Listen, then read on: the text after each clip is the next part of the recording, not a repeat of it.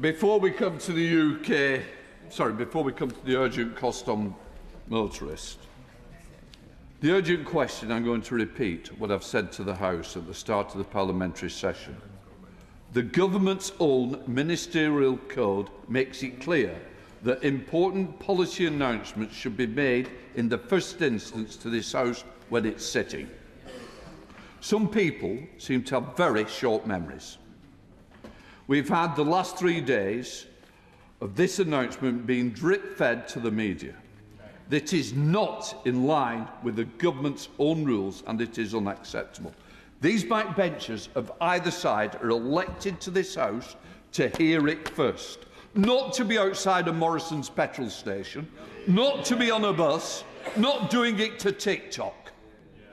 These members should be respected. I uphold this House and I respect the members if the government doesn't. The government's got to get its act together and recognise the value of its own backbenchers.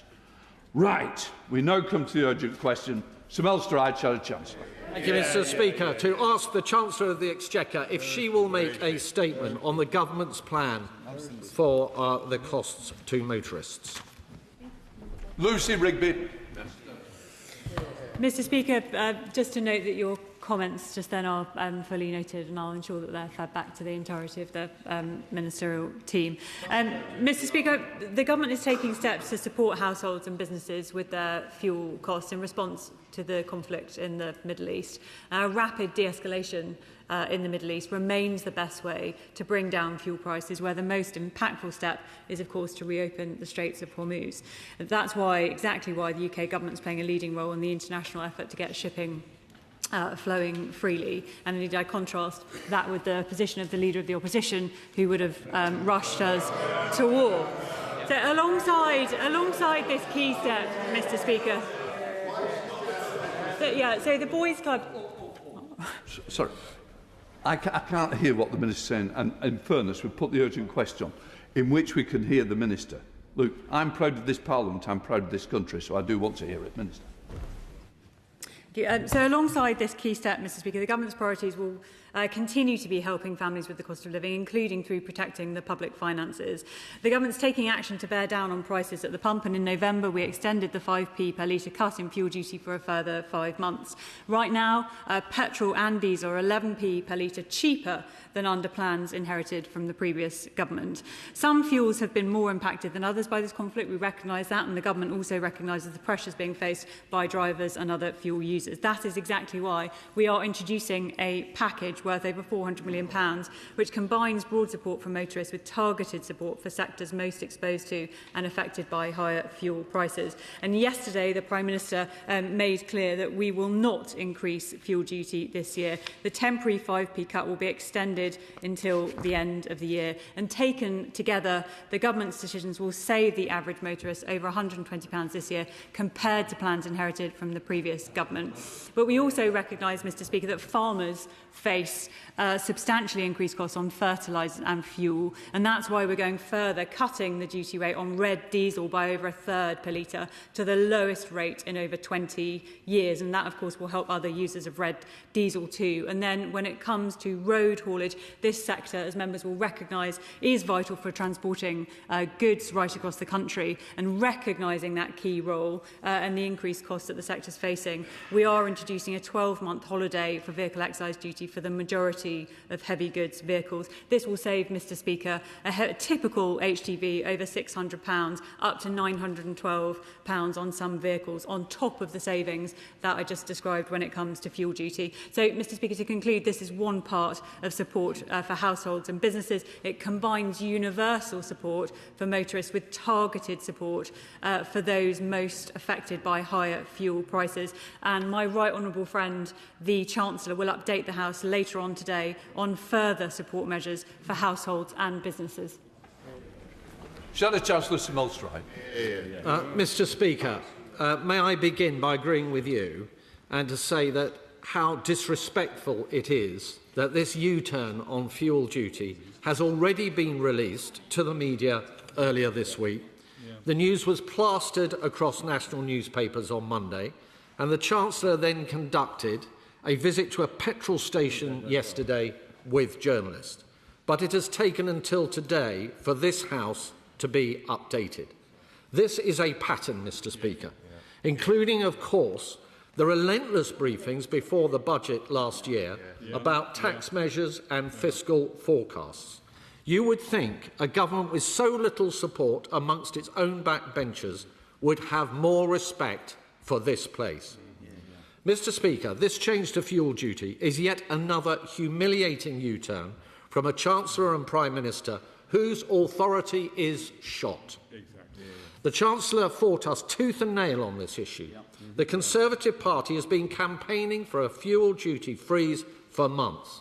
The Chancellor repeatedly rejected those calls, creating unnecessary uncertainty for motorists and businesses. Why did it take her so long to realise that putting up fuel duty during an energy crisis is a bad idea? Does the Chancellor really expect us to believe that this is all only happening, as she has suggested, because of better growth? Let's be clear, Mr. Speaker. The Chancellor has been pointing to the slight upward revision in the IMF's growth forecasts earlier this week. That forecast was for growth of 1.0%. But until April, the IMF were forecasting growth this year of 1.3%.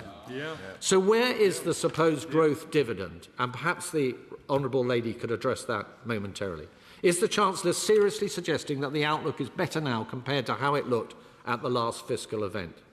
And on wider measures, Mr. Speaker, will the Minister confirm whether what has also been briefed to the press, not to this House, that HMRC mileage rates are to be changed? Mr. Speaker, let's be clear. This is a government lurching from one U-turn to the next. Their mismanagement has left our economy weak.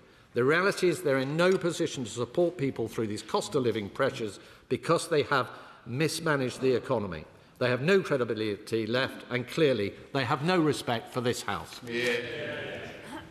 Mr. Speaker, put simply, as I said, his party had motorists hurtling full speed towards higher fuel costs. It's only because of the action that this government has taken that we've applied the brake to the height that his party would have introduced. They would have introduced, Mr. Speaker, higher costs. We're keeping the freeze on fuel duty and protecting millions of motorists right across this country. And exactly as I said, we're taking further measures when it comes to red diesel and for HGV drivers as well. And this is on top, Mr. Speaker, of additional action that we're taking on the cost of living. The Shadow Chancellor and I saw each other in the studios early this morning when I was out there talking about the free unlimited bus travel for children that we're going to be. The Chancellor is going to be updating on this earlier today.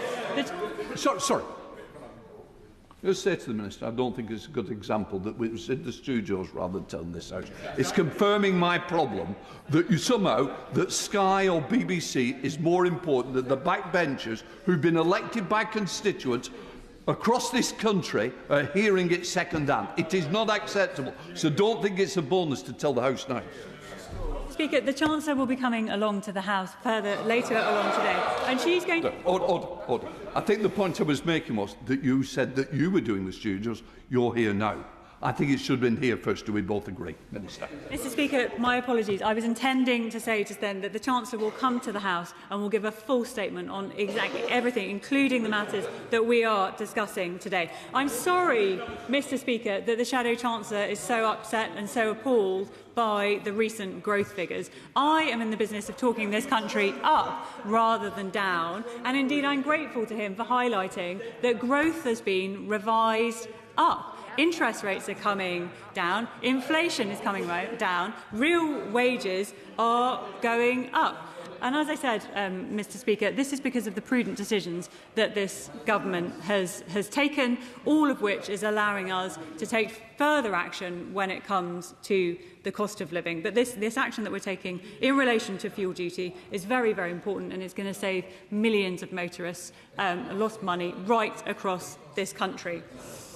I will address, Mr. Speaker, the point on HMRC mileage rate. The Chancellor will come to this House, as I said, later on and talk about the full package. Liam Bird, Chair of the Business. Thank you, Mr. Speaker, for facilitating this statement. I welcome the announcements on fuel duty, but I didn't hear the Chief Secretary say anything about remedies for the new costs on drivers of electric vehicles. Those new costs imposed at the last budget are suppressing demand for electric vehicles in our country to such an extent that UK automakers are having to subsidise demand by £5 billion a year.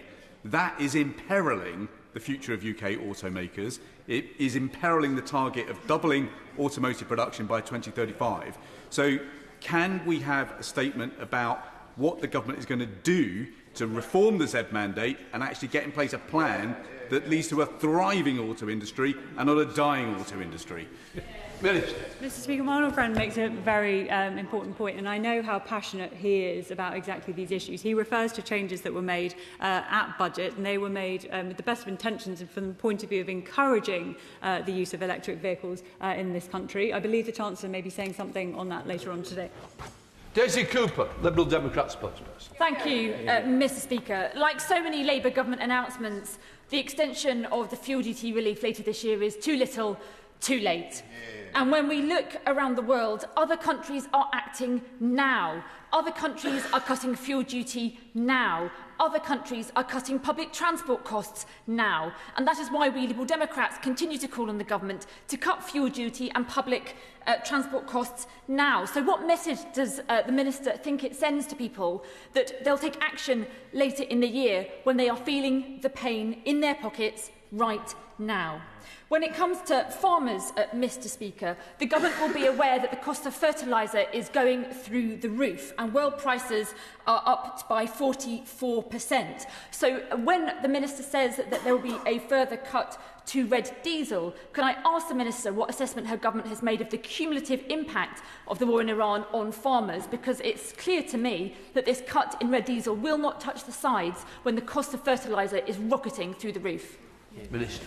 Mr. Speaker, the honourable member makes a really important point about the costs that farmers are facing. But that's exactly why we're taking the steps that we're taking in relation to red diesel, which is going to cut the duty by a third, more than a third, and it's the lowest rate in over 20 years. And as I said just earlier, Mr. Speaker, that doesn't just help farmers, of course, that's going to help other sectors too, including in relation to freight. But I'm afraid, Mr. Speaker, as is so often the case, we hear suggestions from the Liberal Democrats, cut this, cut that, try and bring things down. The reality, the reality is that these things are never funded. And if you're going to manage, you manage the finances. Minister, sorry.